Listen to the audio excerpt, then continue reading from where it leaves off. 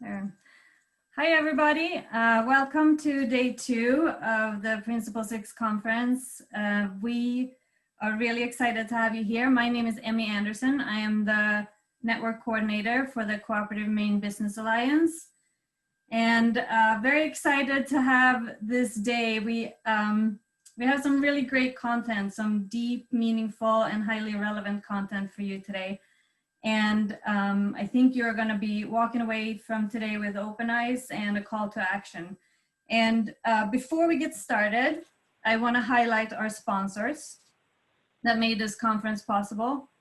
The Cooperative Development Institute, the Portland Food Co-op, Cabot Creamery Cooperative, InSource Renewables, Democracy at Work Institute, Belfast Co-op, Colluminate, and Rock USA are Mondragon level sponsors.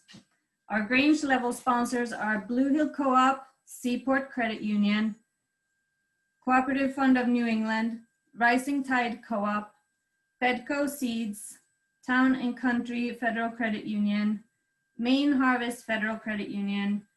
Our Knights of Labor sponsor is National Co-op Grocers, and our cooperator level sponsors are Maine AFL-CIO, Maine Department of Economic and Community Development, Rock City Coffee, Community Credit Union, Fair Share Food Co-op, and the U.S. Federation of Worker Cooperatives. And many of these organizations are not just sponsors, but collaborators with CMBA as well. So if you are interested in any of their services, or if you want us to put you in touch with them, you can email me at emmy@maine.coop, and we can see what we can do to connect you.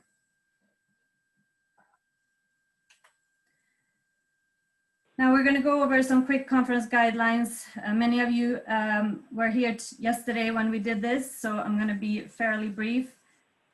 Keep yourself muted during presentations, and when others are talking, keep your video on if you can. Please display your name, pronouns, and organization for networking purposes on your video if you are able to do so. And use the chat to communicate with our tech support. Catherine Bessie and Jasmine Jacobs from CDI will help us today. And if you have any other needs for support, you can email me at emmy@maine.coop. And for networking purposes, I would encourage you to contact people in using the private chat function today, and do that now or during our 10-minute break, so we don't get distracted during our presentations today. For our workshops, listen when others are talking. Please do not interrupt presenters or fellow cooperators. Be understanding that not all of us can come into this space on equal terms, and that's highly relevant today. Be curious and ask a lot of questions during our Q&A sessions and when your presenter engages with you. And be aware of time. Come back from break on time. That's very important today because we're going to go right into breakout room groups. So try to be on time and try to be concise with your contributions and your questions. And with that, I would like to introduce my wonderful colleague, Julian Rowan, who is a cooperative development specialist with CDI's New England Resident-Owned Community Program, and is also a member of CDI's Collective Liberation Work Group, which makes him an excellent person to guide us through the rest of today. So happy to have you here, Julian. Please take it away. Great. Thank you, Emmy. Can everybody hear me okay? Great. Welcome. I'm really honored to be here, and I'm excited for this conversation today. Again, my name is Julian. I work with CDI. I'm based here in Portland, Maine. I've been in Maine for about 1.5 years. Prior to coming to Maine, I did work on cooperatives, housing cooperatives in Washington, D.C., where I was born and raised, in the limited equity housing co-op. And also then I was in the Bay Area in Oakland for a long time doing work, organizing activism work around gentrification, displacement. So it's a little bit about me and what brings me to this work in general, but also my interest in this topic today. So I hope to, because you are here and you're interested in this, you'll allow me not to mince words. I just wanted to sort of frame today and connect it to cooperatives in general, obviously. Cooperative principles offer alternatives to capitalism and exploitative practices inherent to capitalism. You know, the symbiotic relationship between capitalism and racism, between capitalism and white supremacy or white-bodied advantage is well established. Centering whiteness in terms of knowledge, expertise, and experience is a predominant characteristic of this institutional and systemic alliance between capitalism and racism or white supremacy. This is the colonial model. So I guess today I would invite you to sort of question that centering, and would offer today as an opportunity for decentering. And along those lines, you know, when I think about equity and inclusion for me, it begs the questions of equity for whom and with whom or with what, and inclusion for whom and into what. So I hope today and through today, we can also decenter that as well a little bit. We are very fortunate to have a presenter today, Suparna Kudesia, and just really honored to have her join us today. And she's going to be sharing generally about sort of beyond equity and inclusion. I'm very excited about that. So that'll be the first half of today. And then the second half, the second part of today, we're going to be working in breakout sessions. And we are going to be drawing on Suparna's presentation to really bring this home to you all. And the goal of that will be to move from sort of reflection, assessment, to really looking at what accountability looks like. Sorry. So with that, I wanted to introduce Suparna. Suparna Kudesia, she, they pronouns, is a decolonial educator and immigrant mother. They bring over 15 years of experience imagining and breathing life into educational programs and leading organizational development. Suparna believes in the power of unraveled learning to shift narratives, to heal trauma and transform systems. They are guided by ancestral revisioning, abolitionist and decolonial praxis, and manifesting collective dreams. She responds to the call to return stolen wealth to BIPOC-led cooperatives as the choreographer of collective change, AKA director for Cooperative Food Empowerment Directive, or CoFED, committed to building a beautiful regenerative food system. They are also a doctoral candidate studying how to disrupt the use of schools as instruments of coloniality.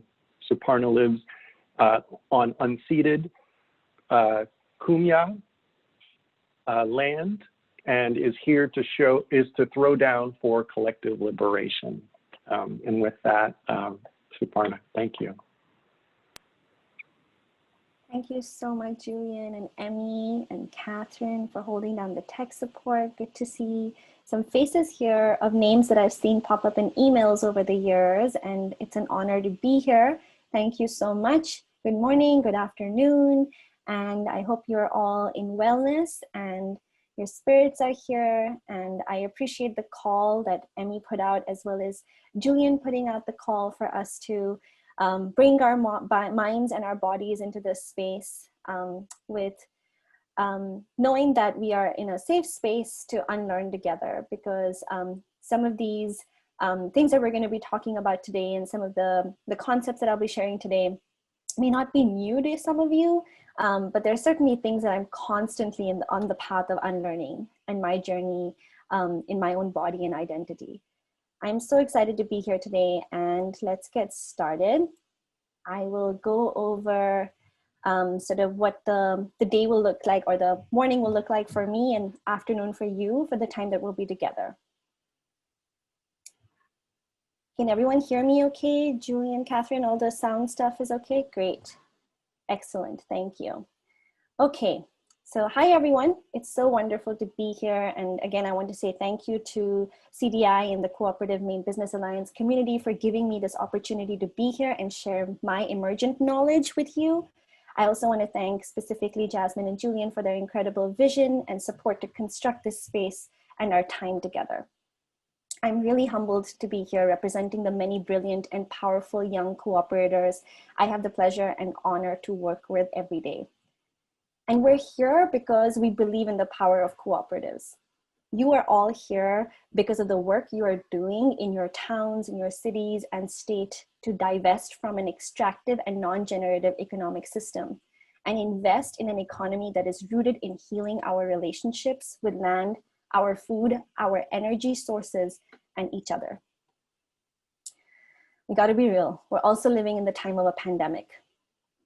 I had to Google the word pandemic in March because I was like, is it an epidemic? Is it a pandemic? And the word pandemic has Greek and English origins and literally means all people. Pan, all, demic from demos, people. There's no other time in our lifetimes that we have seen something so unifying us in grief and in fear, the way we have seen this COVID-19 pandemic play out. But for some of us, based on our race, gender, language, sexual identities, and expressions, ability, class, country of origin, faith, age, and immigration status, we are living through multiple pandemics. And these pandemics are calling our collective conscience and our attention to the deep-rooted issues of inequity and the lack of inclusion. And we're all here because we believe in the power of cooperatives to heal. We believe in the spirit of Principle 6, cooperation among cooperatives. But what does cooperation look like in a system of inequity and injustice? And that's what I'm inviting us to explore today, is when we live in a system of inequity and injustice, and if we can accept that as an assumption for the next hour, I'm here to talk about how that I believe in this stifling pandemic, co-ops can be a portal. They can open doors, they can open windows, avenues, and lead to not just equity and inclusion, but a lot more. And I'm super excited to share that with you today. So let's talk a little bit about today and what's going to happen today. So during the next hour or so, we will be using dialogue, breakout room discussions, and much more to learn or unlearn cooperative history, especially in the way that centers queer, trans, Black, Indigenous folks, and people of color. So when I say QT BIPOC, that's the acronym I'm referring to. I will also be sharing about CoFED, the Cooperative Food Empowerment Directive, and our work to center QT BIPOC cooperatives in the food and land justice ecosystems. And then I'll be sharing why we need to think and act beyond equity and inclusion, especially in the cooperative spaces that we are in. I would also just call, as a non-Black person of color, to other folks who possibly are in the same boat as me or as white folks in this space, in the cooperative movement, that we need to identify ways in which we are complicit in holding up the systems of oppression by upholding values that are either white supremacist or racist cultural values. And I want to leave you with some strategies and calls to action, like Emmy pointed out in the beginning, to work towards building a collective liberatory space in our cooperative world. Sounds good to everyone? Great. I'm an educator. I taught elementary school for 10 years. So I always start with learning targets, and these hopefully will be things that we will approximate during our time together. So let's get started. Before we begin, I'd love to lead us in a land acknowledgement. I know right now we're just little rectangles on a screen, but our feet are planted somewhere. Our hopes and dreams manifested somewhere. Our ancestors were born, rejoiced, mourned, and left legacy somewhere. And we have somewhere we call home. So I want to invite an acknowledgement of all these spaces, because when we steward stolen, inherited, or reclaimed land, we need to honor it, undo it, and name it as such for us to begin to heal our relationships with it. So in this image, there are two maps. One of the actual indigenous territories of land that I currently live in, which is known as unceded Kumeyaay territory, or San Diego, California. And the other is a different kind of map that shows redlining of the same area, a modern day recolonization of land, which plays out in many ways. For instance, by denying communities of color access to resources based on the areas we live in. So if you're able and willing, please join me in an embodied land acknowledgement, and then you can go ahead and add stuff to the chat. So if you're willing and able to, I invite you to, if you are able to stand or just give your body some movement space. And you can turn off your video if you don't want to be seen, but also here to create a safe space with you. We take our hands to the skies to remind us of the constant motion of this earth and the land beneath it. We take our hands to our hearts to remind ourselves of the ancestors whose shoulders we stand on. We take our hands to our heads to call in the wisdom of our roots. We take our hands back into the earth to ground the energy of the land that we are standing on. Thank you. I invite you to introduce yourselves in the chat using the prompt on the screen. So if you want to head over to that, Catherine, would you mind just typing that URL into the chat for folks if they just want to click on it? And if you could share your name, pronouns, and whose land you're on. I'm assuming all of you are in this similar geographic region. That'd be great. Thank you. Hi, Noemi.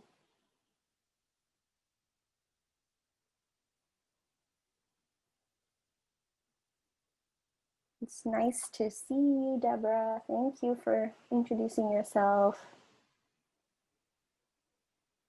Hi, Tori. Hi, Chris. Is it Shana or Shana? How do I say that? Shana. Hi, Shana. Thank you for correcting me. Hi, Jamie. Hi, Julian. Hi, Emmy. Yeah, I see most folks are in similar places. Hi, Catherine. Hi, Jasmine. Hey, Jade. Hey, Nora. Hey, Marcel. Please correct me if I'm mispronouncing your name. Hey, Melissa. Hi, Arthur. Thanks for introducing yourselves. Hey, Annie. Sweet. While folks are doing that, hi, Nadia. Hi, Doug. Hey, John. And so while we're acknowledging our land and ancestors, let's take a look at some cooperative history. I'm going to close my chat window, so I apologize. I will say hey to you individually at some point today for sure. All right.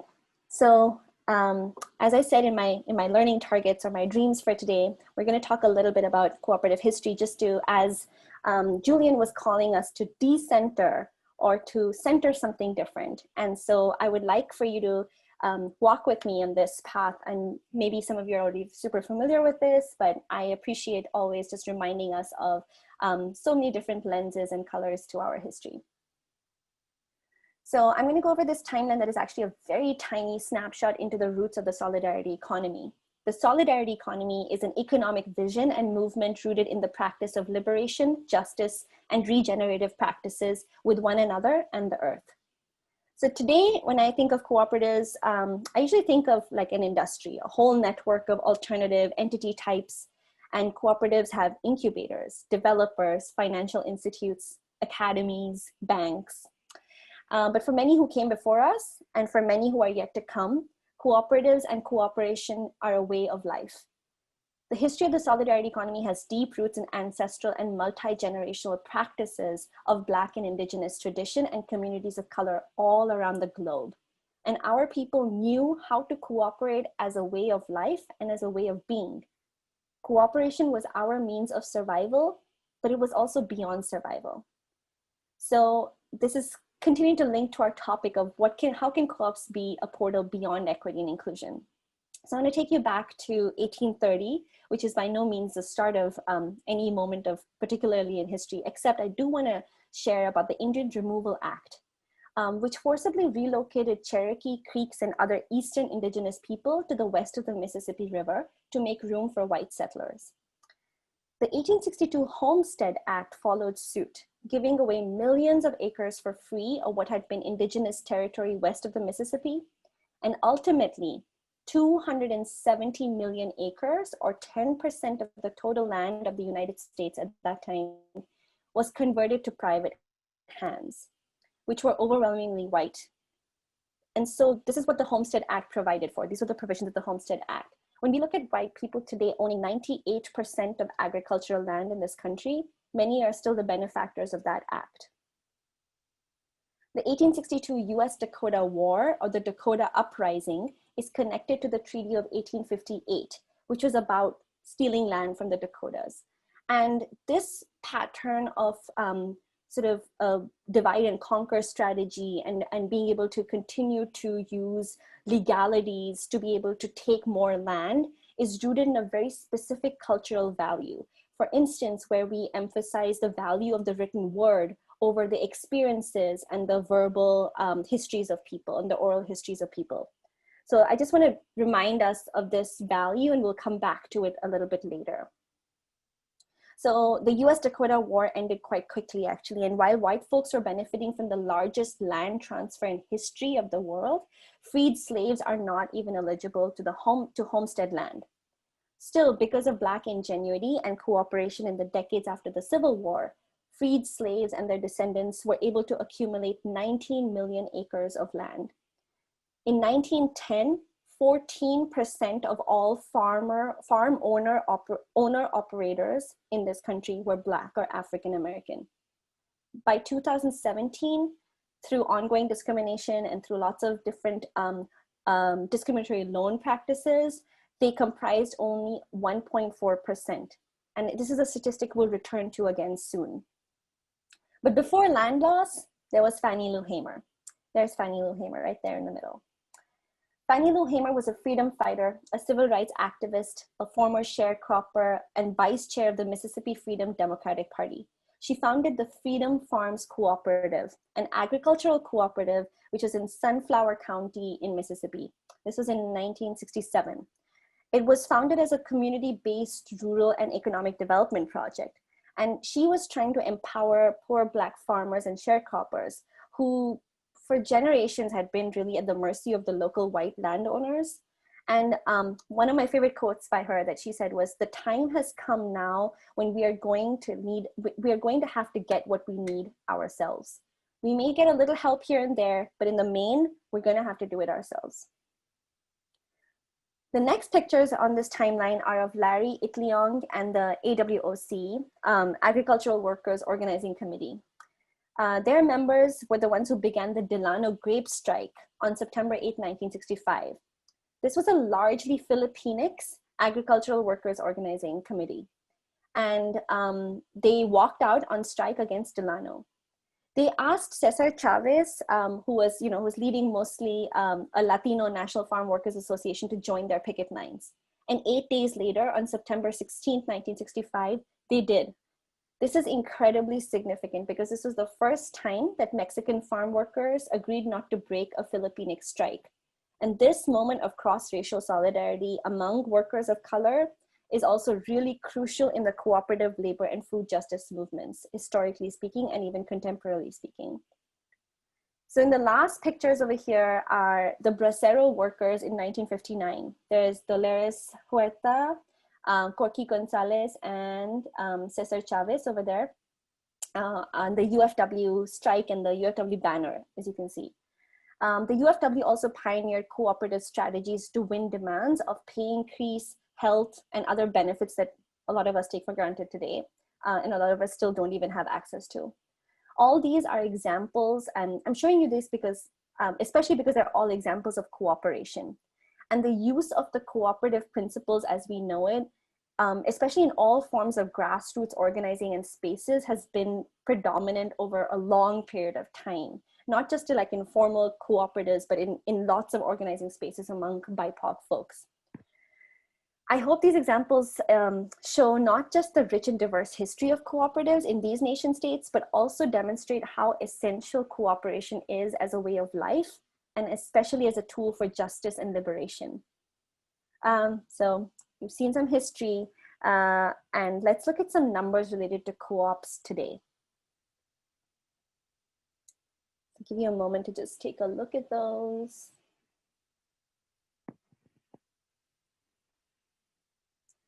Let's start talking about them now. So based on the 2019 Worker Co-op Economic Census by Democracy at Work Institute, DAWI, who is a sponsor for this space right now, and US Federation of Worker Co-ops, the majority of worker owners of cooperatives are Black and brown folks, and women and non-binary folks. And unsurprisingly, the issues right here in the top right corner, the issues that plague our communities of color in systems outside of co-ops in the cooperative ecosystem are similar to those that workers face within co-ops. These are challenges that folks in cooperatives, worker owners in cooperatives said that they commonly faced. And these challenges of accessing health insurance or benefits and business planning or legal aid, or just even like getting legal support, are not coincidence. I really just want to keep bringing us back to a systemic approach and a systemic lens of looking at issues of disenfranchisement, and a reminder that even cooperatives exist within capitalism, that even the cooperative system is housed under a system of extractive, white-dominated, heteropatriarchal, xenophobic, ableist, and racist capitalism. I want us to look at some more numbers that may seem disconnected to co-ops, but I'm hoping will tie some threads between what we've just noticed and learned about in the timeline around land ownership then, so back from the Homestead Act and then on even before that, and then also about land stewardship today.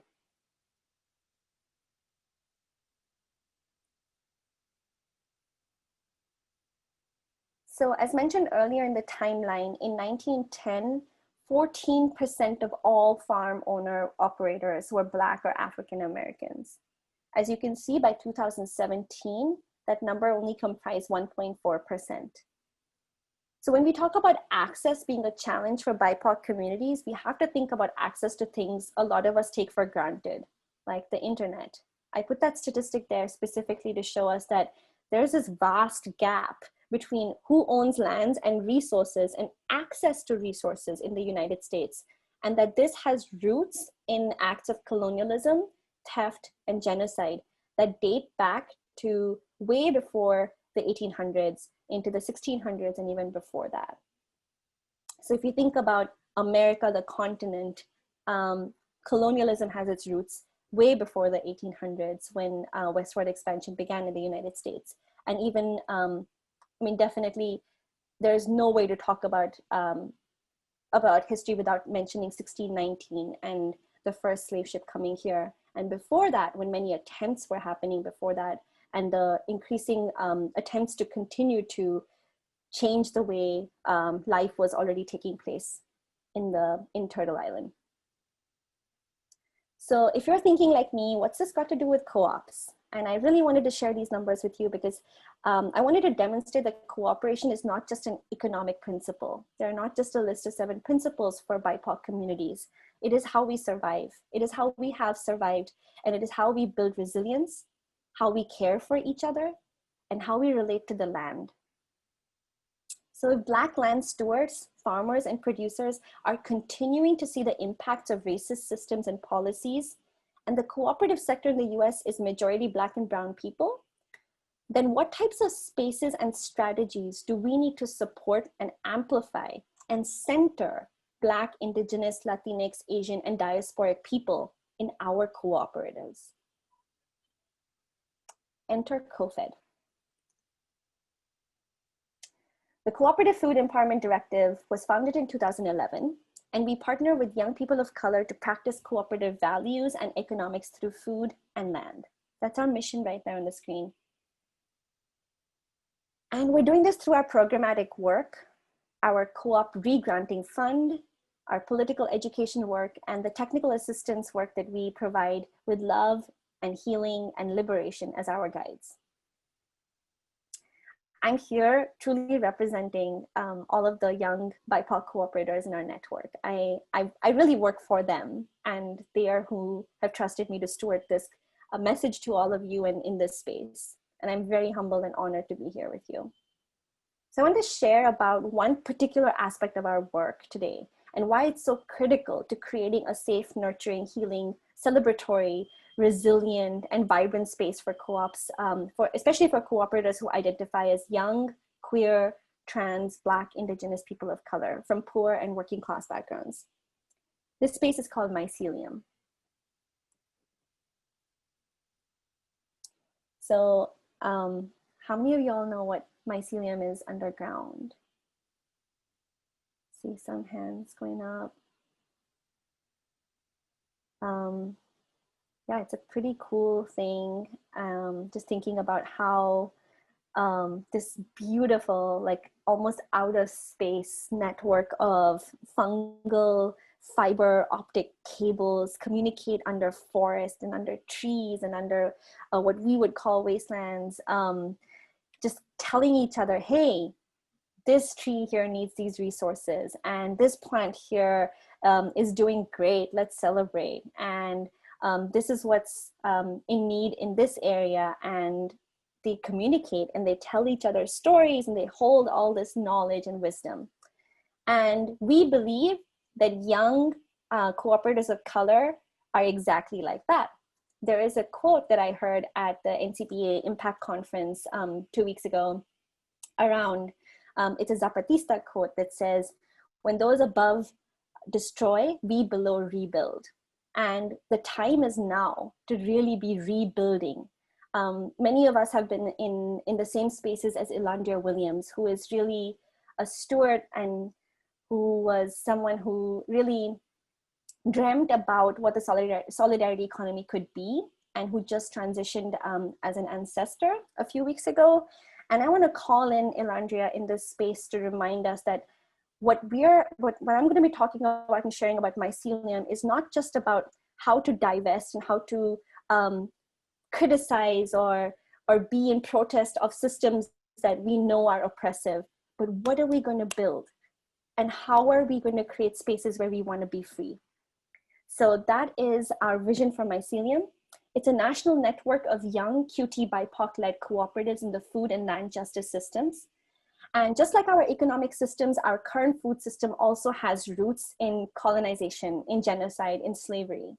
So especially given, racialized capitalism gets its strength from lots of different sources, and then extraction and exploitation become the main themes of this capitalist system, which have devastating global and national effects. And we're not just having to reckon with them right now in our lifetimes, we also have future generations to think about, which is why I'm so excited, because we work with young people who really are building the world that they want to live in. I want to share a little bit more about Mycelium and what it is. And I'm going to pause my screen share for just a second and share a video.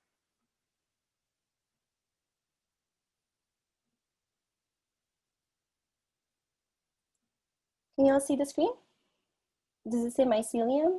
Thanks, Emmy and Julian. I see you. Okay, there's just music in the beginning, so don't worry if you're not hearing anything. Can you hear anything? Not yet? Okay, hold on. Let me know when the voice, someone's gonna start talking really soon. So this is just giving you all a chance to read the text.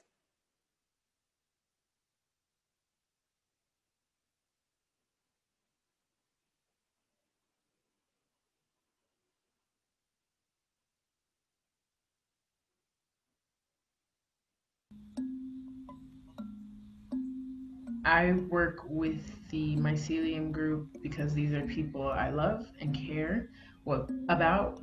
What brought us together was the Summer Co-op Academy hosted by CoFED, where we spent a week together on really sacred, powerful land in Durham, North Carolina, which was exciting for me since I'm from here. The work we did of learning and unlearning, cooperative education, political education, and just about ourselves and what our needs are and what we want to see the world become, basically was an awesome gateway into falling deeply in love with all of the people that are a part of Mycelium across different cooperatives rooted in food justice and food equality.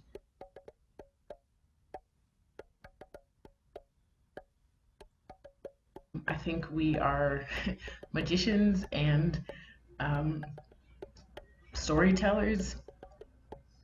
We are the descendants of people whose bodies have been used to create a food system that hurts our bodies today.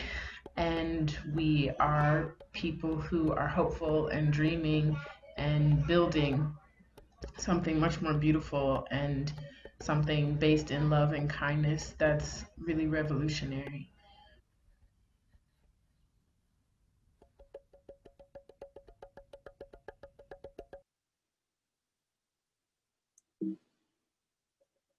Oops, sorry.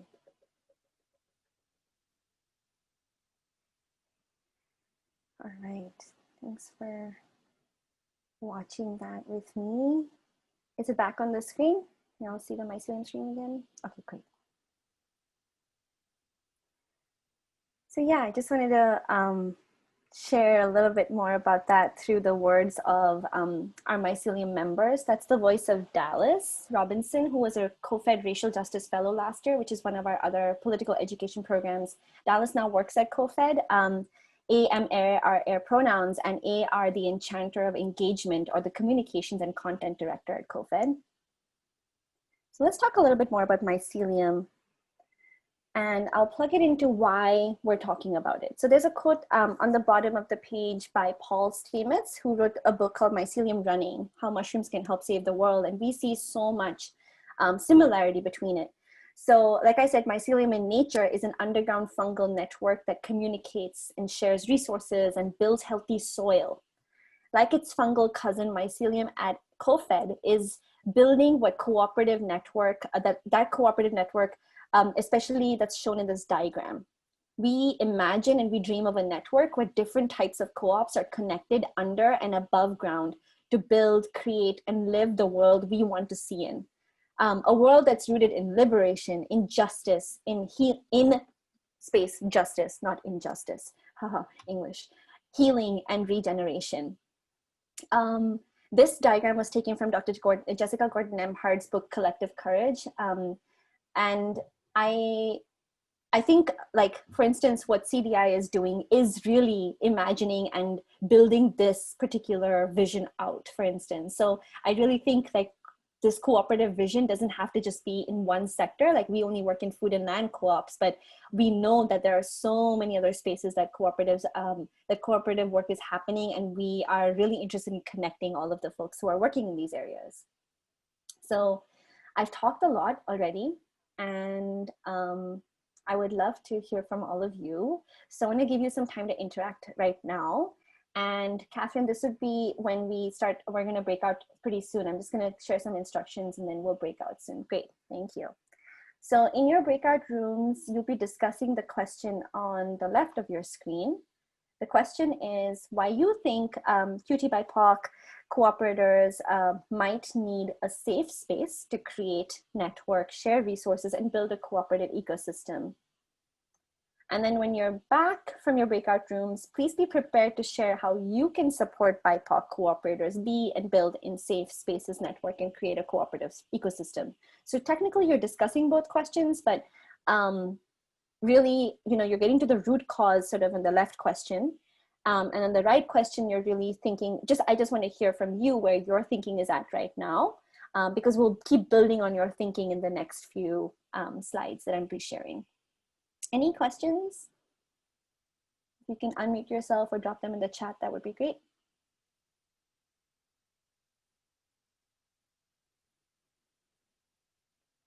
Oh, thanks, Catherine, for also putting that question in the chat. And hey, Jared. Okay, sweet. So if there are no questions, let's see. Let's be back here in, I would say, 10 minutes. So it's 43 past the hour right now. So let's be back, let's do an even 55. So we'll be back in at 1:55 p.m. your time.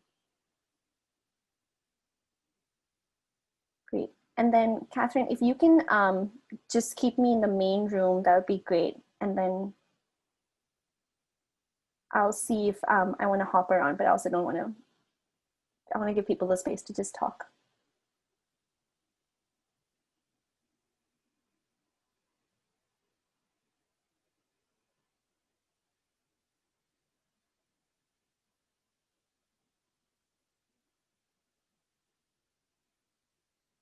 Sweet.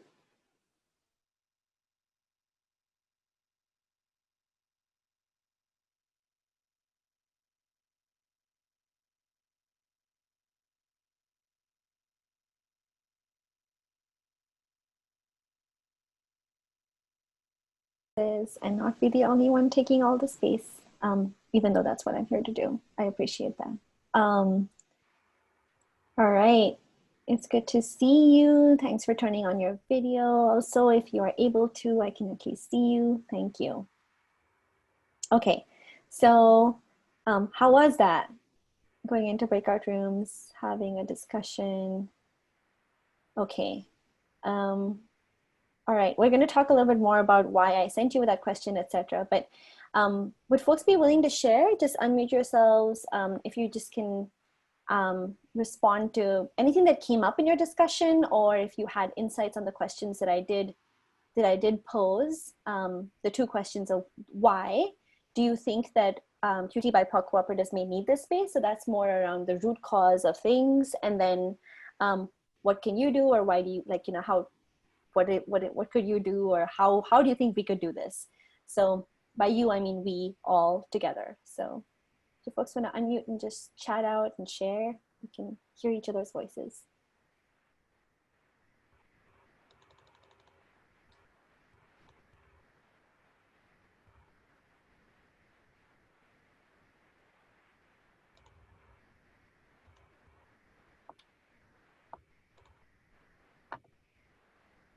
And get us started. Hi, everyone. I'm Nora. They, she, her pronouns. Work with CDI. In our group, we were talking about one of the things that we sort of tackled in the last 60 seconds and was thinking about was one, acknowledging that people come to cooperative spaces with different backgrounds and needs, and that for white cooperators, for instance, there is a different sort of history that you're bringing. Where it is just important to acknowledge that. And then also the idea of expertise, when you are a predominantly white cooperative development, like there's an idea of expertise or technical skill that is really important to not just let it sort of, you take it on and replicate it and reinforce a structure that is already in place with the sort of world that is taking place inherently around our co-ops, and that our co-ops aren't exempt from. So I'll leave it at that. Yay, thanks Nora for being brave and getting us started. Really key points there on expertise and acknowledging different backgrounds and needs.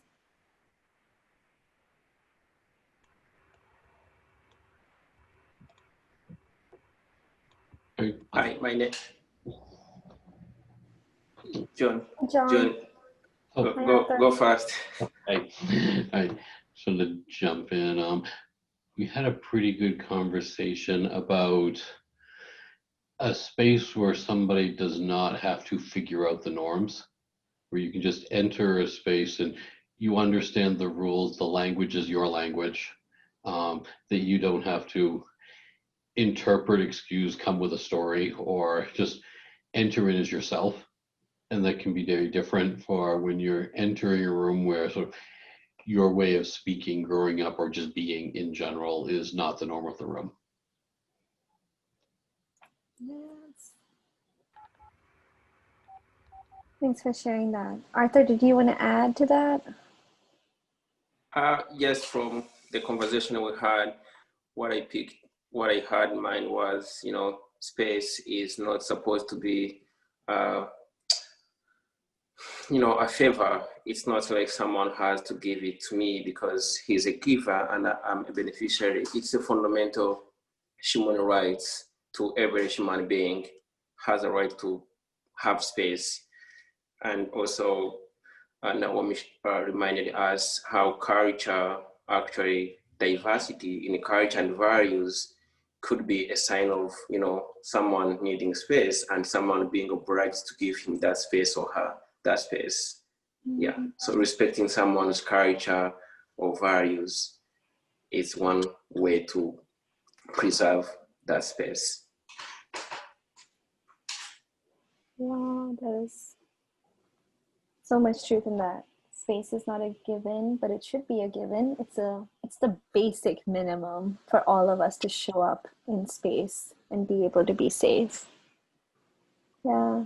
And John, what you're talking about literally is the definition of white supremacy, and not like, I don't know, what picture comes in your minds when I say the words white supremacy, but it is much beyond like white sheet clad people who are claiming to not have enough rights in their own spaces. It is literally basic values and the centering and the assumption that only one way is the norm. So even when we set norms, like group norms, I even invite us to question the word norm. Whose norm is it? The same questions that Julian was asking us. Inclusion for whom? Into what? What is equity? Equity for whom? And why? And so really allowing us, to like lean into the messy. And that's what this process is like. Literally my body temperature is rising talking about these things, because it is difficult to have these conversations. And I invite you, if your body is feeling a certain way into something, just to like keep taking deep breaths with me, and keep finding your feet on the ground. Where are you seated? Because it is important for us to talk about decentering a norm, especially if a norm is just the basic assumption and how people should operate. And that's why I want to keep bringing us back to the fact that when I'm speaking about these things, I am not referring to interpersonal actions or interactions. I'm literally talking about systems. And until we are all committed to and actively working to dismantle these systems, we are complicit in upholding these systems. And when I'm referring to these systems, I'm talking about white supremacist, racist, anti-Black systems. So that is the system we are operating in. What else? Who else had things that they came up in their conversation? You all are really helping just generate the content for the rest of this workshop. One of the things that came up for us toward the end was the question of people in poverty and where they belong in this spectrum. And it occurred to me too that they're much less likely to be involved in a cooperative as they exist, certainly in Maine, because of affordability, even though all of our cooperatives are working hard to offer an affordable options. But Maine is, with some exceptions, the Portland area and the Lewiston Auburn area is very, very white. And so we have opportunities to reach out to and have among us certainly people in the BI category, but not so much the people of color. And the Cooperative Fund of New England covers New England, and we work hard to get our board diversified and keep it diversified, and we have a lot more work to do. Yeah, so depending on where one is, the challenges are different and how we can respond are different. Mm-hmm. Yeah, Deborah, I think you're right in that context really matters. And I think, like you're saying, I want to just offer up multiple layers of context that we could be talking about. So I already referred to interpersonal, but we can think about personal. So we can really think about the different identity intersections. When we, like, for instance, CoFED, we work with poor and working class people. So we work with people from those backgrounds who also identify as queer, trans, Black, Indigenous, and people of color. And so this cooperatives exist in a class ecosystem. We have to talk about class, and you're absolutely right that you're noticing the intersections even between them. And there I want to offer up those 4 levels of structures. So there is personal, and then there's interpersonal, and then there's truly like structural and systemic stuff. And then in between the structure and the interpersonal is institutional. So we have to decide like where our institution falls in these negotiations with systems, really. But what's holding it all together is truly a system and a multitudes of systems. So we're not just talking about a capitalist system. We have to think about the nature and the textures of this type of capitalism that is super unique to really these nation states. Like, we're all sitting here in the United States. Is that an accurate assumption? And I was born and raised in India, so I'm an immigrant who came here, and I just there is like something definitively unique about U.S. capitalism, and it has its roots in like stealing and like actual theft of land and labor. So when we talk about what's happening now, we talk about resources, we talk about systems, we cannot ignore that. That's why I wanted to bring a piece of history into this. And I offered that up when I initially wanted to be here with all of you. So I think it's so important for us to think about that. And you're right to ask the question, where do people in poverty fall in this system? And I would say everywhere. Like, we're talking about an economic system, and we have to make sure that they are centered in that conversation. All right, does anyone else? Yes, I see Jade. Yeah, I wanted to follow that just a little bit to touch on the idea that poor people might be less likely to join a co-op. I'm not sure that that's necessarily relevant to our co-ops in a way. It's like my sister's on public assistance and she joined a co-op. People have different reasons that they join co-ops. And I think assuming that poor people won't want to join because there's a financial barrier is actually an assumption. There might be some other reason why a person wants to join a co-op that isn't necessarily financial. And so that's one of the sort of perceptions we have in, I guess, our capitalist brains. And I've heard a lot across the country, like, oh, well, and then people of color are overrepresented in poverty, but they don't only live in poverty too. So then you got the whole people of color that aren't poor. Why aren't they joining your co-op? So I think pulling those things apart is important, because it's part of the belief systems that we carry that says, oh, well, why should we even reach out? They're not going to join us. They're too expensive. We're too expensive, as opposed to thinking, why would they join us and what are we doing? And then the other thing I wanted to bring up in my small group, and it wasn't me that said this, but I thought it was really so great, and I don't want to out the person, who said that sometimes we confuse our opinions with the facts. And I really felt like, yeah, that's the thing. And generally, I think in our culture, that we're sort of taught one right answer. So we think it's this way, and we talk about like the fact, I'm certainly guilty of it, but really more and more understanding that the way we think about the world might just be an opinion, even if it's been presented to us like a fact. And just sort of loosening our grip on some of that stuff, I think, is a really important way to move forward. Thank you. Yes, Jade, thank you. Oh my goodness. I was like bouncing on my bouncy chair here as you were talking.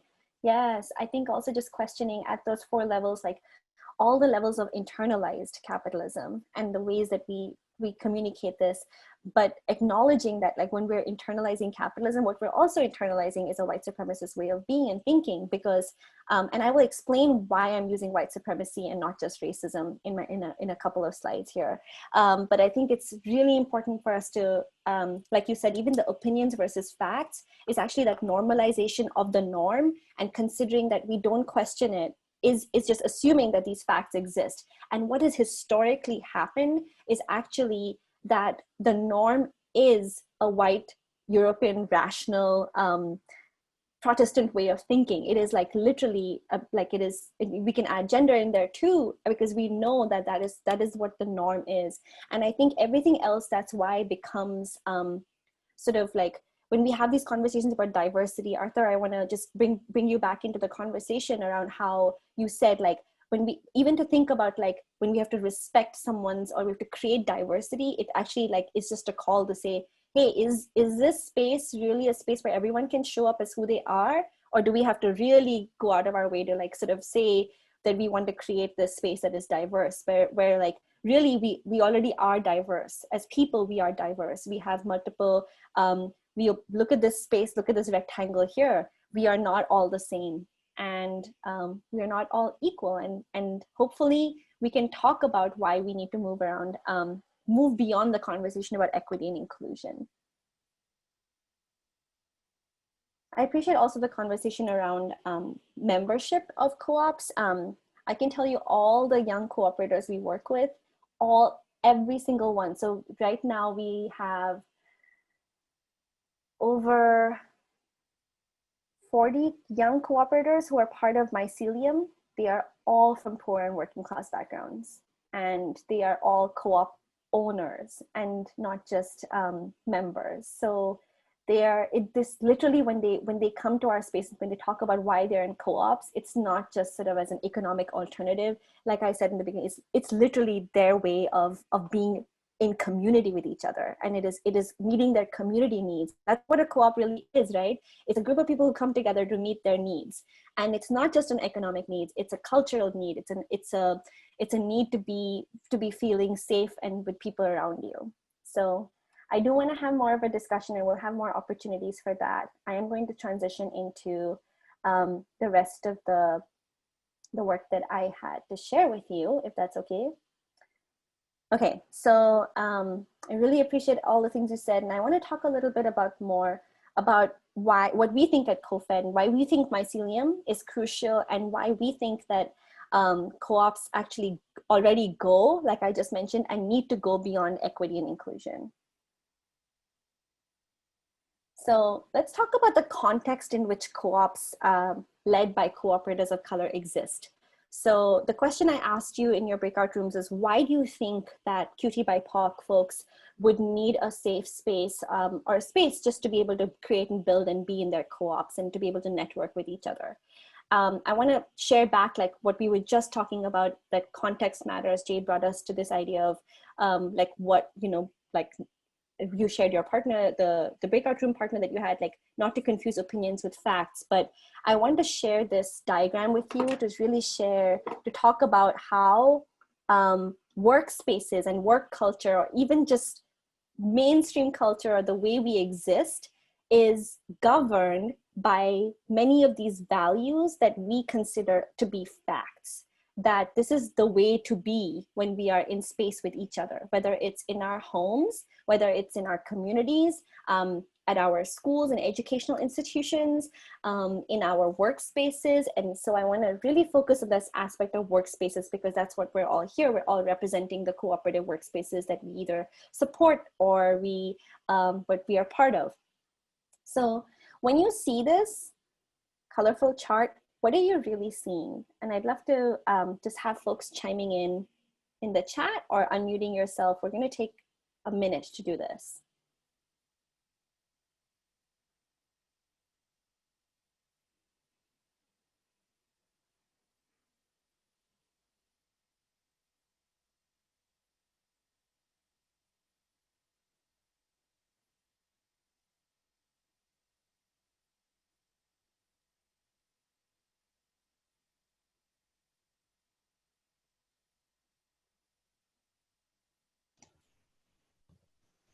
May I ask a question? Of course, Tori. Suparna, I'm wondering if you can, and you may already be going to do this, but if you can speak to where this framework comes from. Yeah, the source is on the bottom of the screen. Can you see it? It says White Supremacy, Cultural Values, Dismantling Racism by Kenneth Jones and Tima Oken. Thank you. Yeah, see. I appreciate the last row, Columbusing. I didn't know that was a verb. I think it's awesome to name it as you know, thinking that if you didn't come up with it yourself, it doesn't matter. And anything that you come across is something that you're discovering and is made special by the fact that you came across it or you came up with it. It's something that does come up among people that they need to have come up with it themselves to value an idea. Yeah, or that there is such a thing as a totally original idea. Even, yeah. Thanks for sharing, Normie.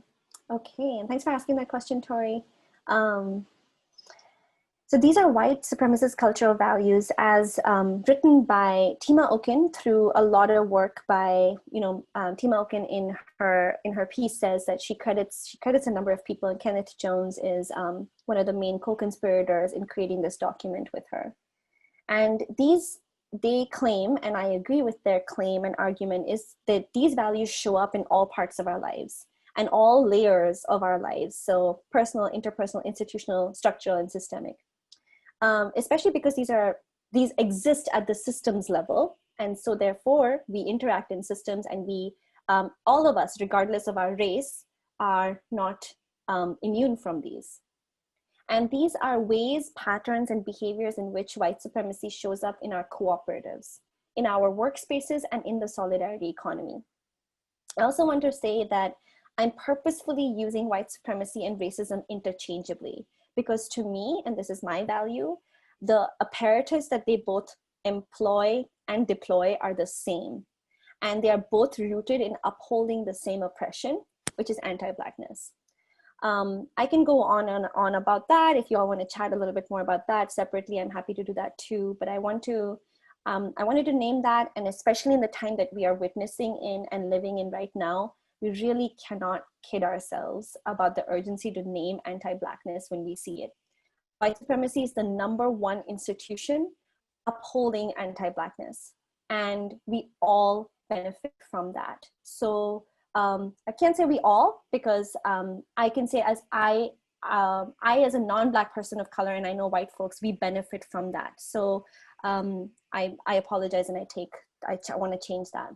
So for us to move towards anti-racism in our lives, we have to actively challenge and divest from anti-Blackness in all aspects of our lives. So coming back to this colorful diagram, I want to talk a little bit about these values and how they show up in our workspaces.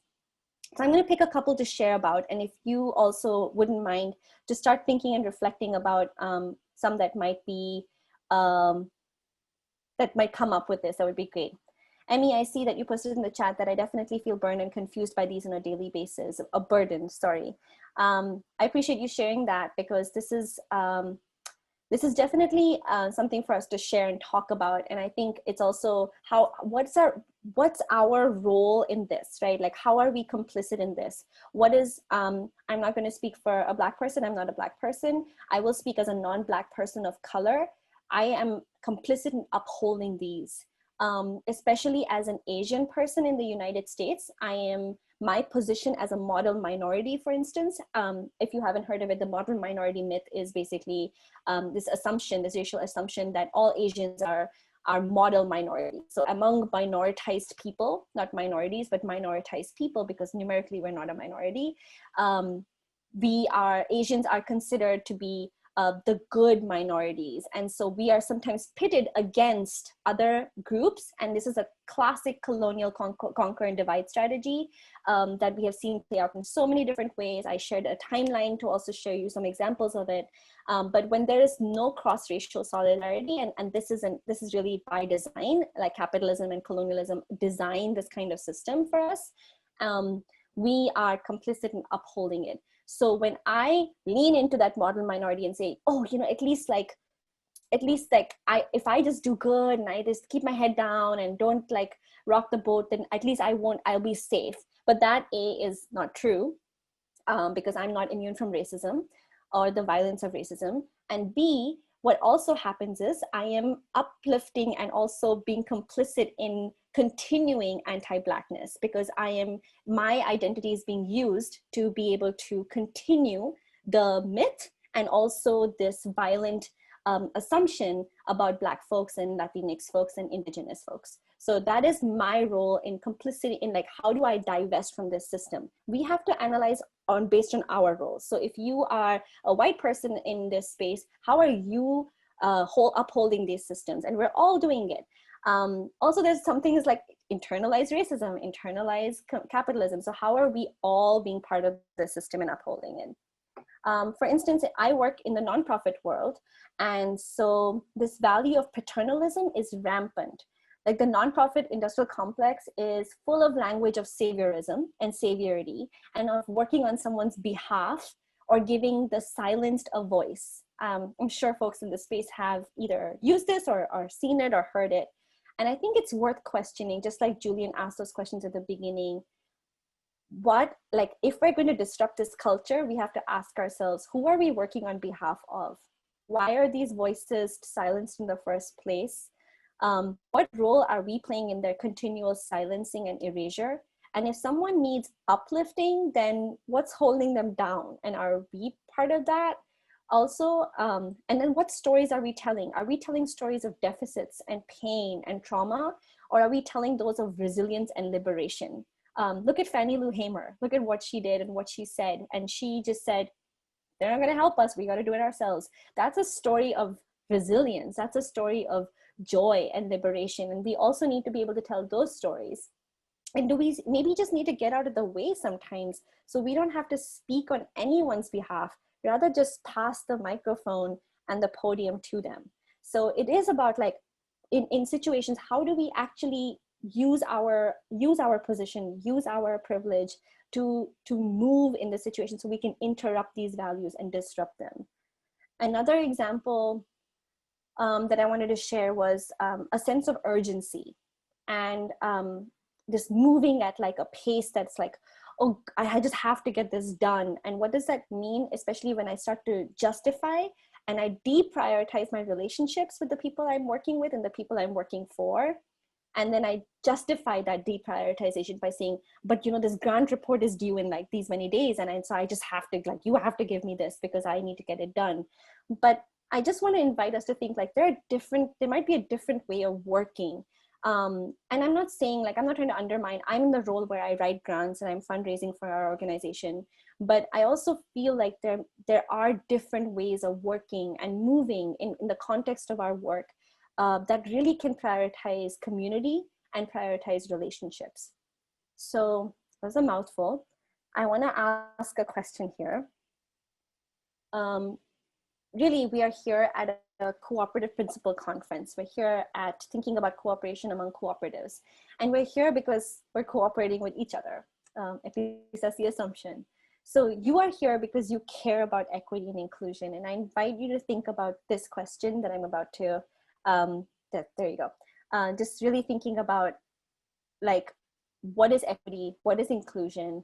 And what would cooperative principles look, sound, and feel like if they centered QT BIPOC wellness, healing, and liberation? What would they look, sound, and feel like if we actively and with a lifelong commitment divest from racism and queerphobia?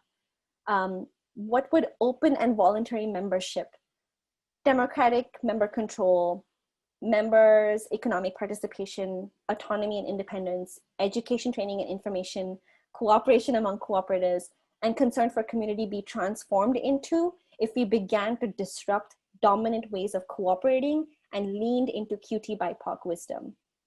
So as a queer immigrant woman of color, I have a role to play in interrupting these patterns that I just shared with you.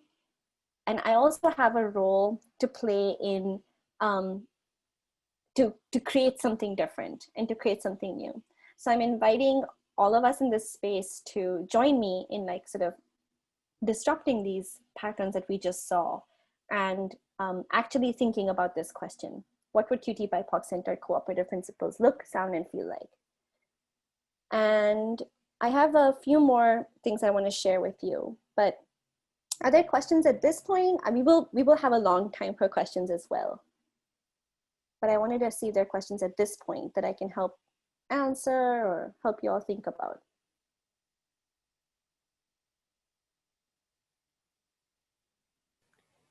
Suparna, I'll speak for myself, although I'm guessing I might speak for perhaps other white cooperators. There's an hesitancy or a fear around sounding like you're appropriating or, pretending in some way. If you're trying to look for things like, oh, well, here would be a way of doing it, or here's how this group does it. And if you do it as a white person, or if I do it as a white person, I should say, I'm like, oh my gosh, like, do I have a right to that? How do I do this in a way that's not Columbusing, I guess?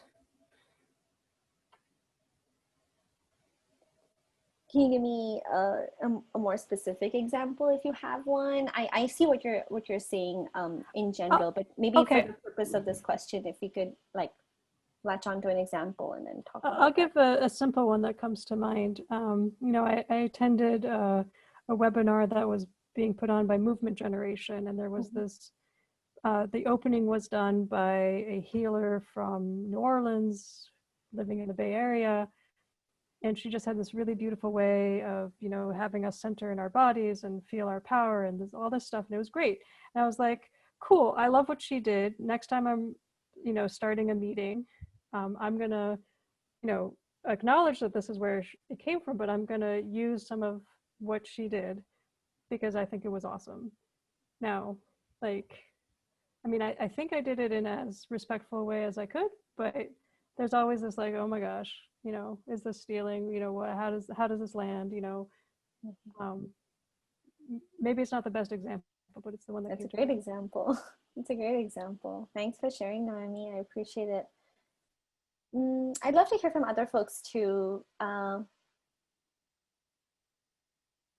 I'd love to have more of these conversations one-on-one. I think we're talking about systems as well, and it's tough to have these conversations in a large group, but I would say, and I truly believe like any kind of conversation around this should happen in the context of relationships. And one of the reasons I felt really brave sharing this is because I feel like I got to know Julian and Jasmine a bit, and I got courage from every time I was like nervous about putting something in this presentation, I would like picture them and my conversation with them, and I was like, yes, I want to build with them. I want to build with folks who know them, and that's why I want to share this. So I appreciate your courage in asking this. I think that acknowledging where it came from is super important, and acknowledging that it is like what is your cultural tradition. And I think it is that piece of when I do a land acknowledgement in my head, for instance, I am actually remembering the ways in which my own community in New Delhi was gentrified, like where I grew up in India. I'm thinking about the ways that my grandparents actually like couldn't drink water out of the same water fountain because they were Indians and they were not British. And so I'm thinking about all of my ancestors and all of the amazing triumphs of like victories and celebrations when I'm saying these things. I really invite you to think about like, what is your cultural practice? And does that mean you can't engage in meditation and you can't do that? No, I think it's also about like, when you do it, you see, we gauge, like one of the values over here is intent over impact. And it sounds like you're thinking about the impact over your intent. So you're like, this is my intention, but I'm also thinking about the impact. I invite you to be transparent about this. If you are in a room full of BIPOC people, I invite you to without like, taking too much space, but really just share honestly that this is where I'm thinking, I want to not just acknowledge, but I want to also acknowledge this is not my cultural practice. So when I'm doing this, I want to do this to honor and respect and call in an ancestral practice that is not mine, for instance.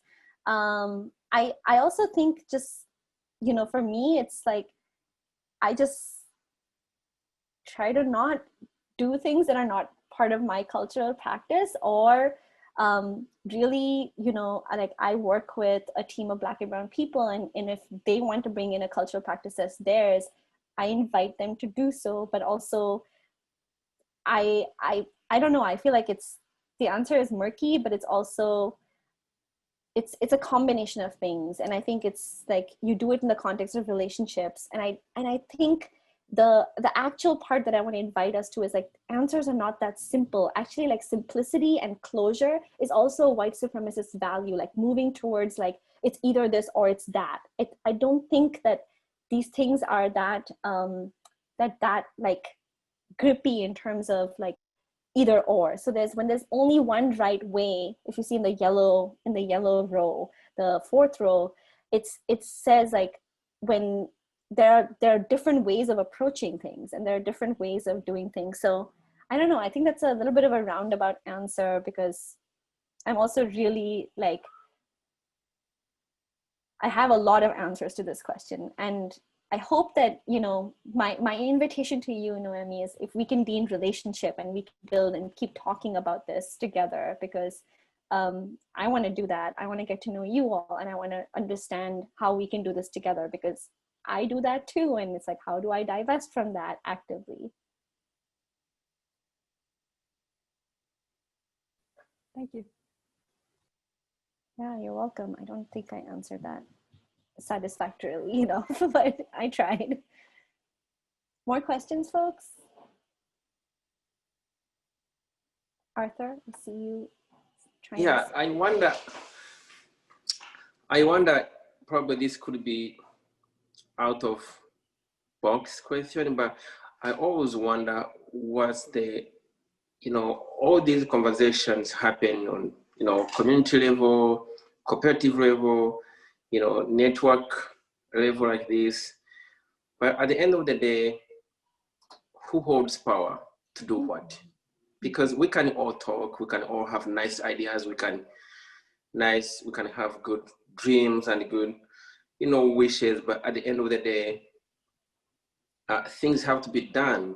Like, you know, there's a norm, as you said, in a class. When you join a class in school, you find a norm there.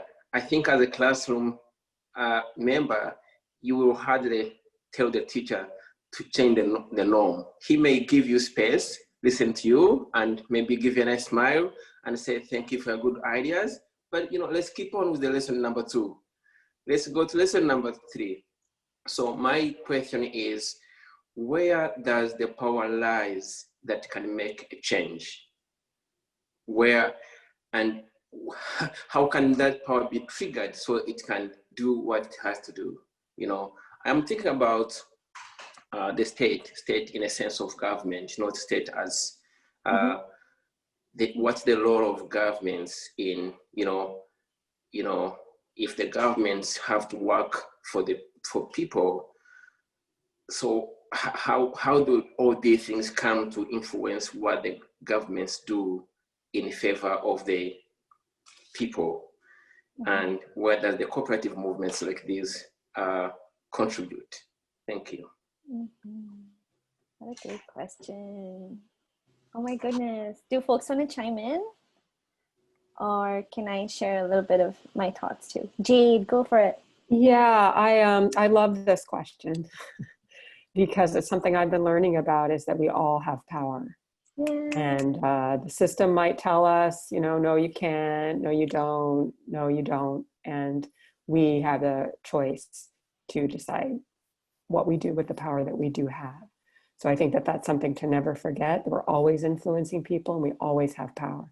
And yes, there will be pushback from people that don't want to give up their power, but there's always allies that we can find. And I think that's one of the things I love about the co-op movement, is we really hold up stronger together. And it is a value. We may not live it perfectly every day, but I think that we recognize that if we join with other people, we'll have more power, because there's power in numbers, but we each have power to make change. Yes. Thanks, Jade. Everything Jade said.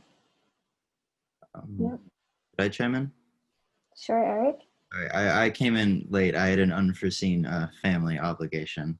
But in terms of power, I think a really interesting way to think about it, and this is because I'm a college student, is through like Foucault, and that everyone in any situation has power, and you always have power in any social dynamic, but it's a question of having power but not domination, because power, is like Foucault sort of talks about, is that it allows for like a switching of, you know, who has power in situation and stuff like that, whereas the conditions we have with white supremacy and capitalism and patriarchy and colonialism are systems of domination.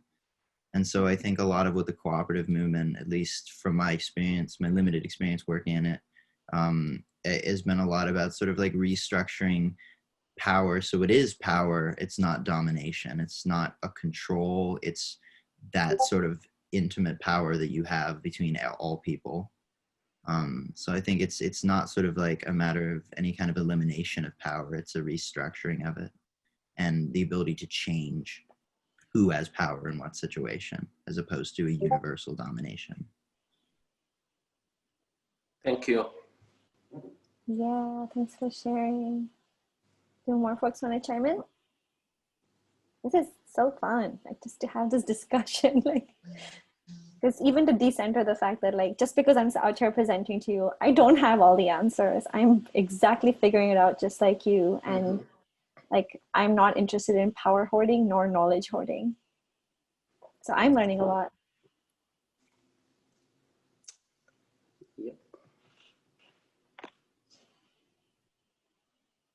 Yeah, this notion of like power with, not just power over, and the idea of actually thinking about our collective strength. The purpose of sharing this with you was really to show you that like the systems exist, and then we subtly internalize it. And these are like really subtle ways of thinking about it. Just think like, who controls the agenda when you have a meeting?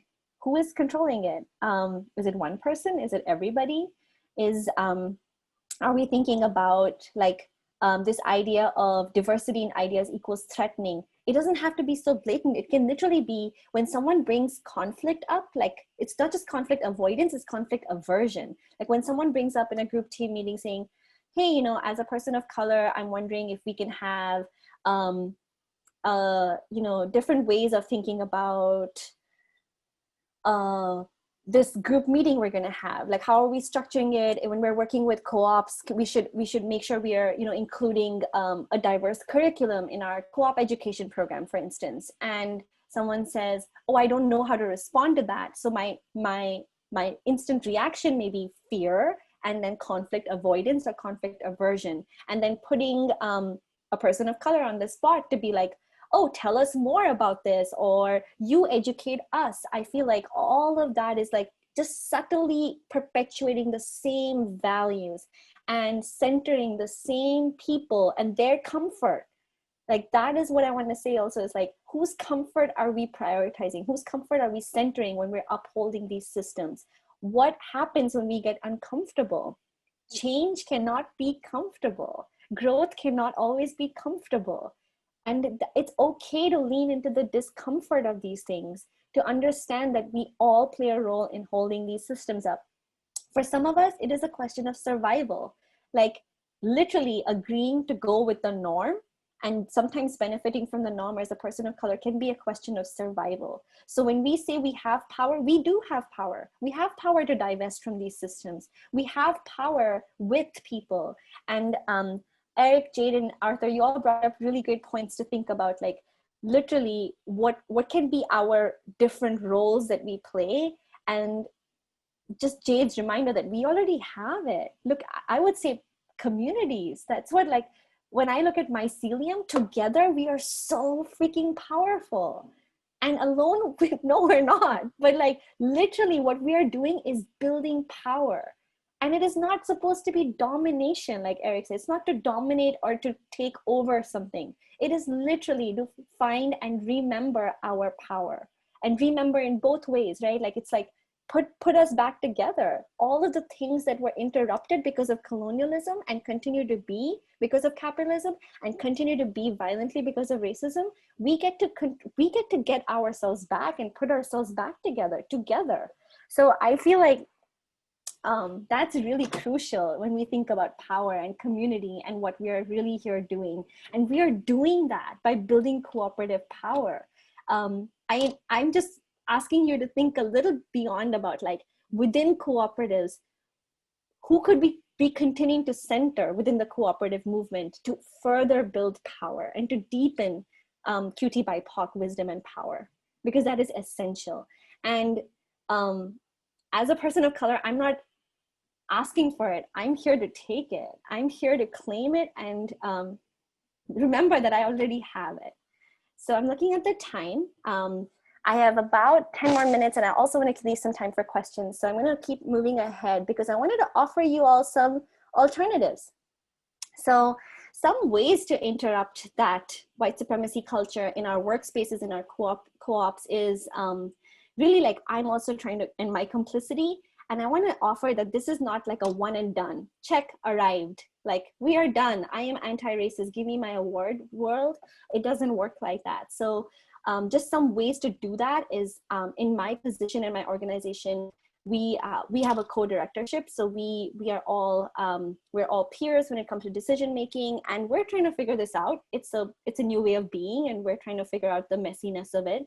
And we're not going for like the clear, easy, quick answers. And sometimes things are simple, but like most times I mistrust things that come really easily and quickly. That's also my trauma speaking. But anyway, one way that I try to do this is sharing power and leading in a decentralized way. Another way is also like following the leadership of those on who have been marginalized by issues that we are working on. So instead of, for instance, we have a co-op re-granting fund that we're about to launch called CROP. It's called Co-ops Raising Our Power. And instead of me providing technical assistance to Black and Brown-led co-ops, I'm inviting Black and Brown cooperators to come provide technical assistance and making sure that they get paid for their labor. So why should I do the speaking and talking when I'm not there doing the work? Like, I just feel like my job in this space is to get out of their way, give them a space to do the work and to share their work and make sure that they're not doing it for free. That's my priority. So I will, if you're interested, the image sources for all my images are on the bottom of the screen. It says Art Museum Teaching. If you Google them, they have these really fun and really, I think really just like aesthetically pleasing ways, in my opinion, not fact, opinion, as Jade said, ways of thinking about how we can interrupt. So this is one sort of like handy dandy chart. I have a printout of it and I keep it in front of me and I think about this. It's sort of like how I design my work plan and how I do my observations and how I do my thinking and data collection when I'm out like talking to cooperators and when I'm planning programs with our team. I think about these and how I can interrupt white dominant culture. Here are two more resources to dream about alternatives. The Hamer's Principles for Democratic Organizing came from a meeting that was hosted by the Southwest Network for Environmental and Economic Justice in Hamer's, New Mexico in 1996. I invite you to think about this and also to possibly think about alternative principles of cooperation that center the very people we want to be equitable towards and want to include. So, you know, just thinking about like, how do you embody and how can you embody or center some of these alternative principles in your workspace? Finally, to subvert the white supremacist norm of objectivity, I also want to share with you that white supremacy is a concrete, tangible, and pervasive sociocultural phenomenon, and it can be clearly identified and defined. There are resources available to do this work more deeply and interrogate it more deeply and dismantle it. But I want to leave you with some of the loving wisdom that I owe to queer Black women in my life. That this task of moving towards anti-racism and really allowing co-ops to be the portal that they can be is going to take continuous work. It's not linear and it's super critical. Tending to anti-racism is literally doing sacred land work. We need to treat it as such. It requires constant care, loving attention, thinking about impacts beyond our lifetimes and planting seeds for the future. We did not invent this system, we have inherited it. Some of us continue to benefit from it and some of us are continually harmed by it on a daily, minute-by-minute basis. And as you do this work and as we do this work, I want to remind us that we will not arrive, that it will be super messy and it's okay to lean into that messiness. And I just want to leave you with that quote. I love this quote by Cynthia Ochelli. For a seed to achieve its greatest expression, it must come completely undone. The shell cracks, its insides come out, and everything changes. To someone who doesn't understand growth, it would look like complete destruction. But we deserve growth. Each of us deserves it. And the co-ops we work at, support, and patronize and develop deserve that growth.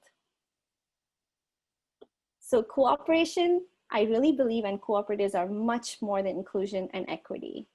They're about collective liberation. Thanks, everyone. That's about it. And we have some time for questions.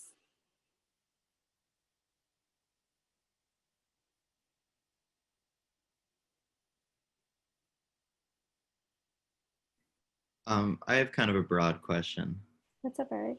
I was just curious as to, do you see cooperatives as being like a means to challenge specifically colonialism? Because it's so difficult, because we're clearly living on stolen land, and so any kind of any space that we occupy, particularly as like a white people, is going to be in many ways kind of an invasive situation.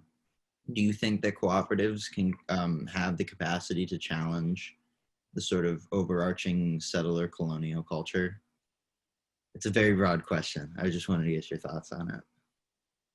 It's a really broad question. I'd love to chat more one-on-one about this too, but I would say, again, I'm not the holder of knowledge. I have an opinion about this. Do folks want to chime in too? Yeah, give me a sense. Jade, yes, go for it. Thank you. You know, I think we already are challenging it.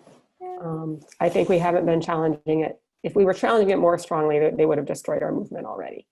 So I think that we are sort of chomping at the ends of it a little bit.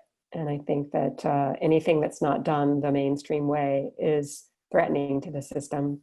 And I guess it's a matter of trade-offs. You know, some people feel strongly enough about stuff to get assassinated for it.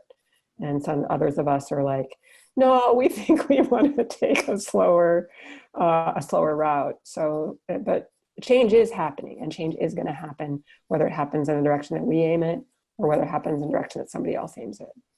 So I'm going to say yes, we can. Again, everything Jade said. And that's my opinion, it's not a fact. Yeah. My thinking and feeling about this is similar to what Jade said around, I actually have I'm very critical and suspicious of anything that the mainstream acknowledges.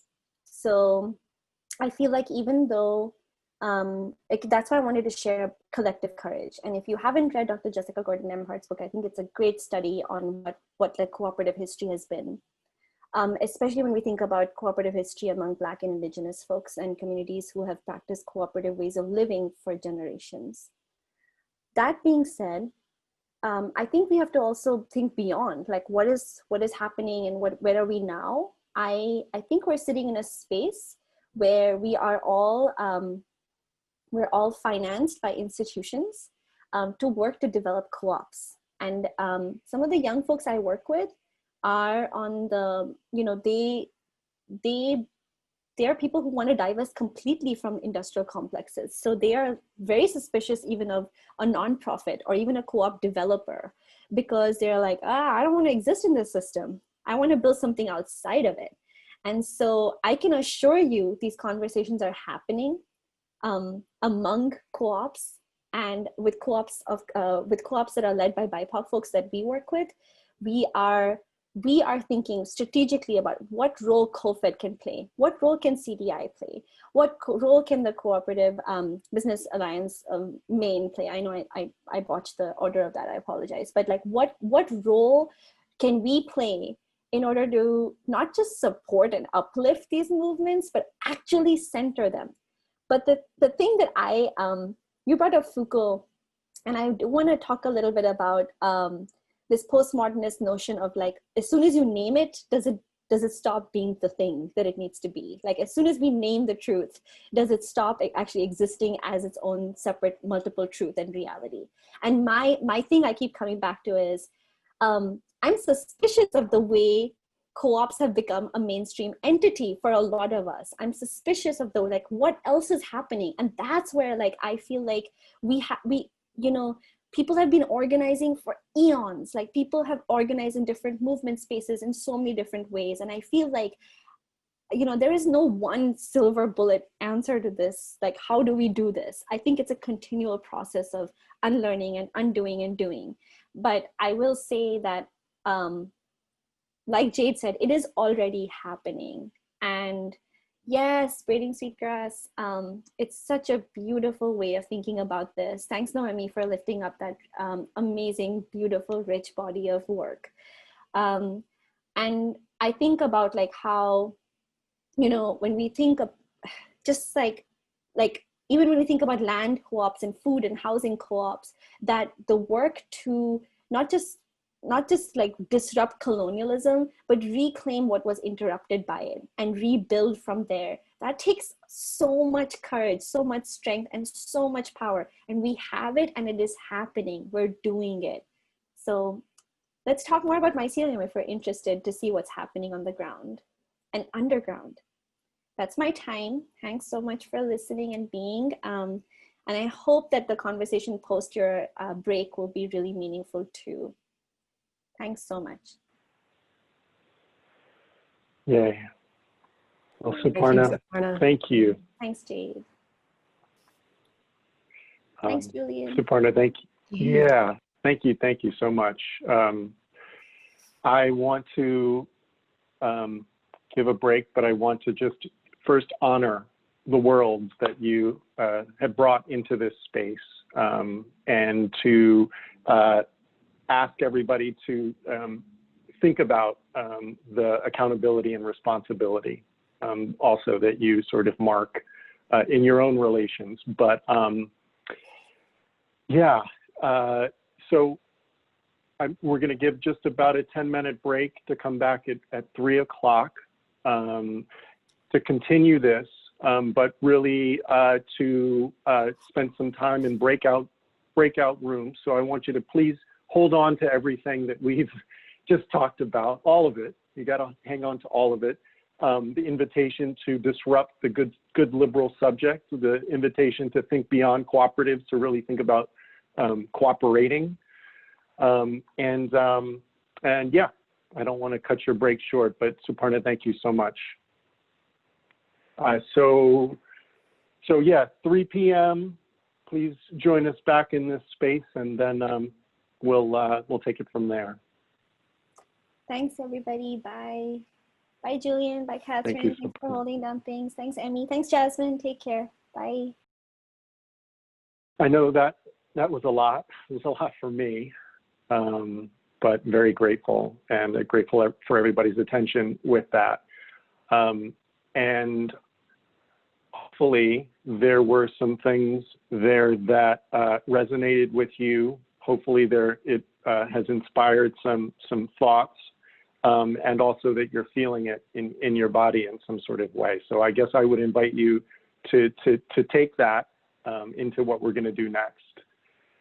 I want to say that it was such a pleasure to even just talk with Suparna and with Jasmine about that presentation. And I also want to acknowledge just too, internally in CDI also felt very collaborative to work with colleagues. And I really appreciate that process, even in putting together this next section. What we're going to do is we're going to move into breakout rooms now.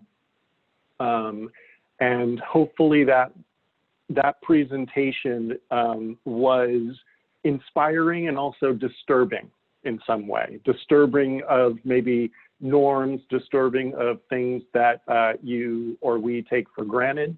And Noemi had the great idea of framing this as a beautiful troubling based off of something that she had encountered recently. And as a group, I think we kind of latched onto that, both in terms of we're living in troubling times, but that there is troubling that's necessary and that can be beautiful. And one of that, I think that Suparna really touched on, is that our interconnectedness as power. And so one of our hopes too for this next section is that this isn't just an opportunity for you to come to a workshop on equity and inclusion, again, check the box and say, I did that, I know something, and now I know what to do, but this is an ongoing process.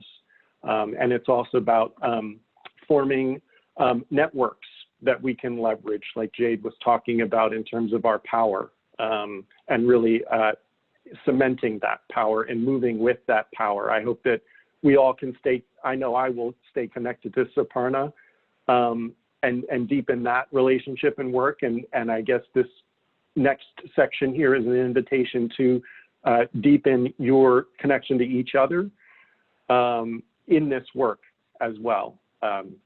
So the format is we're going to break out into breakout rooms now, and we are going to look at principles of anti-racism and use those based off of any things that either you glean from this presentation or things that are, or values that you currently hold, and then from that to sort of form maybe some accountability partnerships to move this outside of this space.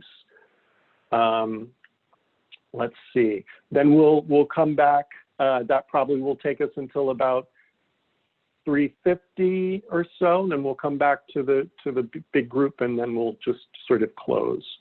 I should ask anybody have any questions or anything they need in right now? All right, yeah, and so this also will be collaborative. So I asked for your input as we're doing this and as we go. Okay. And again, as people come back, maybe there'll be somebody will join your group there as well. So, okay, I guess with that, Catherine, are we ready to break out into groups? And you will have a facilitator, somebody with CDI that's going to help sort of guide the conversation. And thank you very much to those who are doing that. Thank you, everyone. I hope that was fruitful, and that these conversations will continue. We do have a little bit more time for this than I was expecting, so maybe I would invite maybe one person from each group if they would like to report out or just reflect something that felt important to them, or something that they will take away either from these breakout sessions or for the day as a whole, or even how it went for you today. Any feedback for us as well as organizers of this. So can be, so yeah, maybe one person for each group, and popcorn style, if you feel so moved.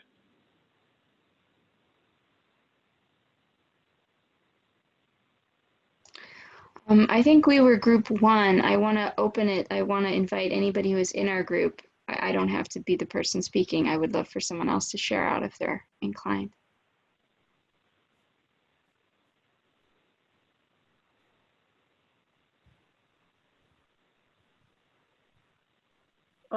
This is Jade. I was in that group. I'd like to share. I've been in the co-op movement for a long time, nationally, probably the last 10 years. And the difference in the ability to talk about race and racism for now versus 10 years ago, it's like night and day.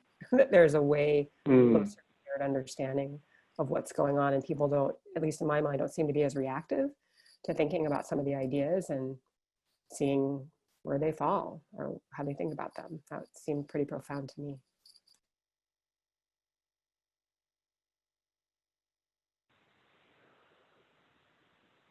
Thank you, Jade. Yeah, that's helpful.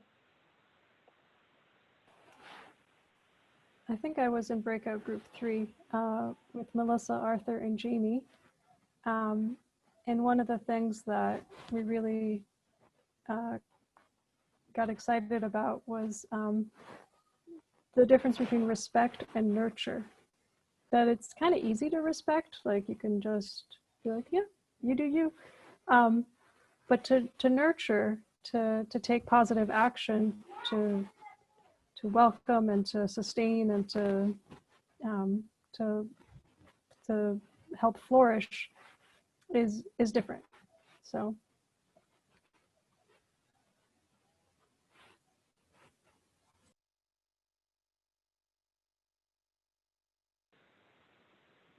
Thank you, Noemi.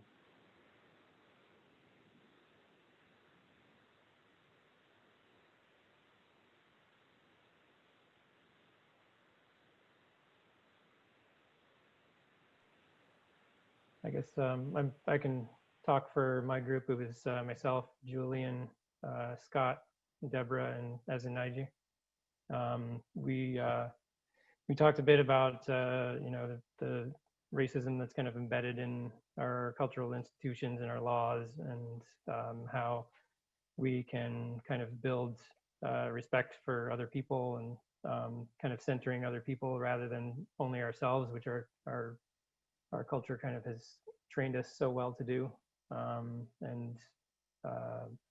Yeah, I think that's kind of a really important thing that we can do for ourselves within our cooperatives and communities. And then also just the idea, those last two, the number 9 and number 10, we talked about ways in which within our own families, our family members were encouraged and chose to hide their own backgrounds in order to conform and hide from that system of oppression in ways that kind of deny us of our own culture.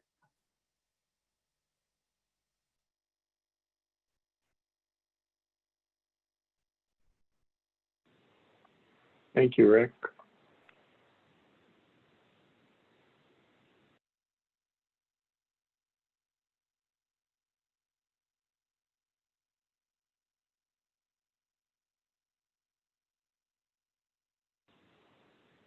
So we didn't quite have time in our group to get to the accountability piece of like, okay, like what's either one thing I want to definitely do, or like at least one person I definitely want to connect with who can be an accountability buddy to like check in on.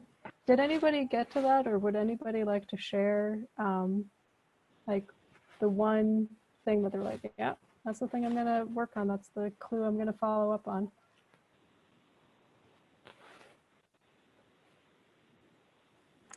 Group 2, we got to, just as a group, we're all sort of interested in number 9, undoing, looking at internalized forms of oppression and supremacy.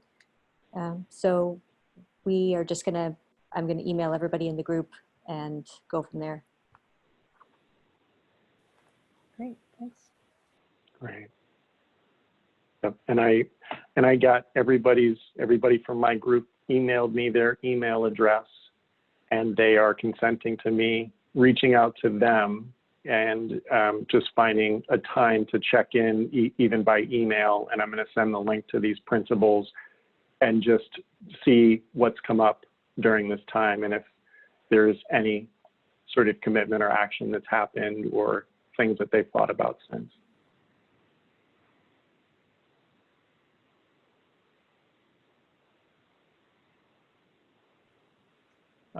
Yeah, as far as accountability, I happen to be giving a presentation on dismantling racism in about 5 or 6 weeks to a group that I participate in, a community organization. So I'd be happy to share that presentation with you all. It's kind of a reading group, so we're gonna pick like maybe 3 different things to read, maybe a video, an online video to watch. And then we'll make a presentation and some discussion questions. So I'm happy to share that when we have it finished. Great. Thank you, Rick. I'm really interested in that, so I don't know how that would work. Would would he just share it with somebody here and then you guys could get that out to us? Rick, if you want to email me, emmy@maine.coop, with that presentation, then I can get it out to all the participants. Sure, absolutely. Thank you, Actually, Emmy. it's actually open to the public as well. So I'm happy to share the recording with you afterwards. But I could also email you the registration link. Yeah, both would be great. If you want to share it, yeah. I think I saw Zizi getting ready to say something a minute ago.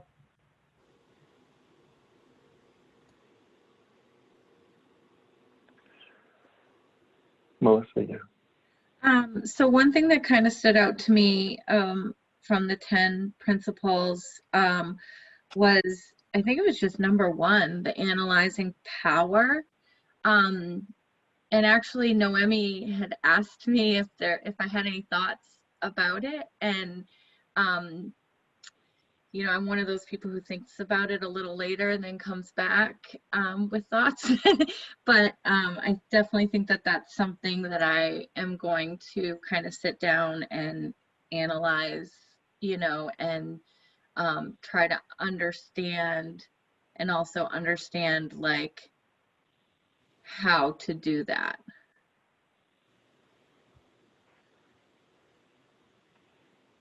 Awesome. Thanks, Melissa. And I want to just really quickly say, you know, these are huge, this is big, big work. And we're just taking, this is just a tiny piece of this. And this all is giving us time and space to go further and deeper into the gardening process that Suparna really talked about with us. You know, this is just touching the surface, but I'm really excited to be part of the mitochondrial Mycelium mushroom network here that is doing this work together, because that's how we're gonna become resilient communally. So thank you for being part of that with us. Mm-hmm. Awesome. I think you summed it up really well, Tori. So I won't say more other than to just thank everybody for showing up. And it's very heartening to see already partners and colleagues here. And I hope that we all stay connected in this work. And I really want to appreciate the folks here, Emmy and Jasmine and Noemi, Nora, Shauna, Tori, for also helping to facilitate this. A great team effort. So just, yeah, my appreciation. Emmy's got a few things before we wrap up for the day, but thank you. Thanks, Julian. Thank you so much, Julian. It's been a wonderful day. I am in awe with Suparna's ability to make everyone feel comfortable and engaged, and her bold and direct language, and just going at it. And I really appreciate this accountability piece at the end of the day too. It really makes me feel like I'm walking away with a support network for keeping me engaged with my own learning and process moving forward, to deal with my own insecurities around these issues, and also identifying how I can be helpful with undoing some of these racial injustices in our society. So thank you everyone for being here. Before you all leave, I would love for you to fill out this feedback poll that Catherine is going to put up on the screen, so that we can know how you felt about the day. And I also want to encourage you to come tomorrow. We have a really great day tomorrow too. We are going to be looking into how to engage with the media in an effective way to lift our co-ops into the mainstream environment, and how we can use advocacy to build our movement and grow our cooperative economy. And we have a set of great presenters tomorrow, some really well-known media figures here in Maine, So I would encourage you all to take advantage of coming to see them and engage with them tomorrow. And again, thank you all so much for being here. It's been wonderful. Thank you, Julian, for facilitating the day. And thank you everyone else that's been involved to make this conference great.